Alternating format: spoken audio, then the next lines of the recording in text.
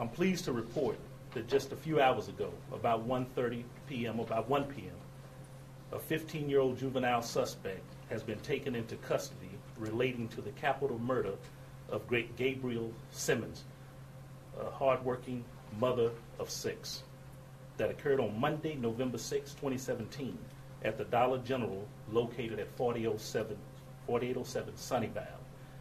Our hearts go out to her children and her family. Homicide detectives received several tips from the public after the information was distributed to local media outlets.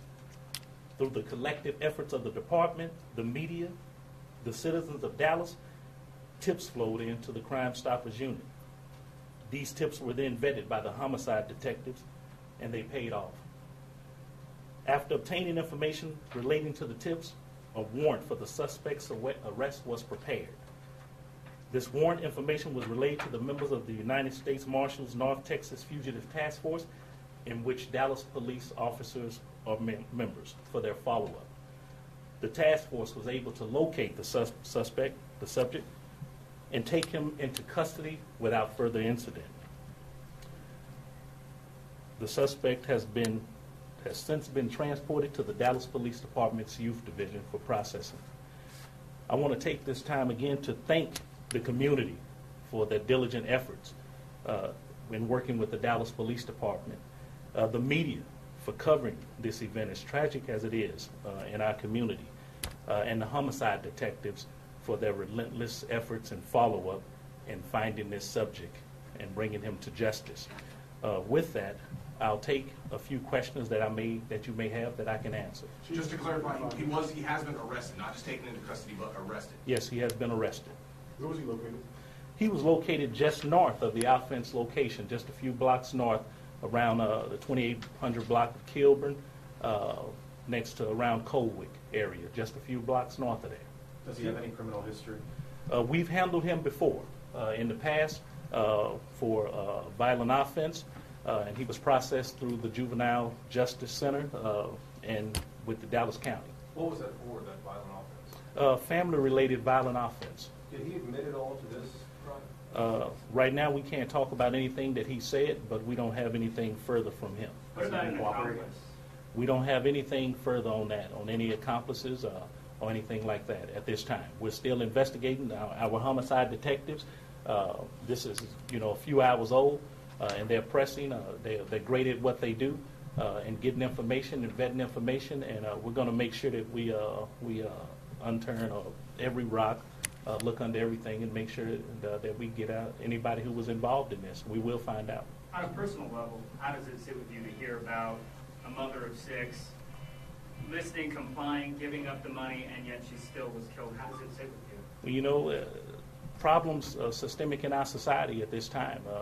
Dallas Police Department, we view these things very serious, and they're family to us. Gabrielle Simmons is family to us. Her family are family to us, and that's why we have so many community people coming forward wanting to help us with this. And so with us, a tragic offense, a tragic incident that occurs in our neighborhoods far too often, and we don't like it. And we're going to do everything we can to prevent those kind of things from happening. We're going to do everything we can. We've been doing in the past. So Dallas Police Department is a partner in this, and we always hoping that the community partner with us in that area as well as other areas of Dallas. Not that any age is 15-year-old with a gun on the streets. What kind of conversations need to be had citywide to address issues like this? Well, I think that's just not a question for the police department. I think we play a vital role in facilitating dialogue with community members and NGOs for agencies that want to help youth or help individuals who may be even past that to incapacitate or alleviate these kind of things that happen in our neighborhoods. I think that community, police, and media and non-governmental agencies play a role in helping to cause some of these things to subside. And we know we've seen this around the nation. Dallas is not exempt to that, but I think we have one thing in our favor, and that is we're great community, we're great community policing, we're great police officers, and we band together to try to get to the bottom of these things. That's why we've seen such an outpouring of concern with the community over this. And we would hope that every time some tragic incident like this happens in our city, that we would rise up and help. Chief, did you all recover the weapon? I can't say that at this particular time. That'll be forthcoming in the future. We're working this investigation. We're diligently working it right now. Do you know how we got a hold of the gun?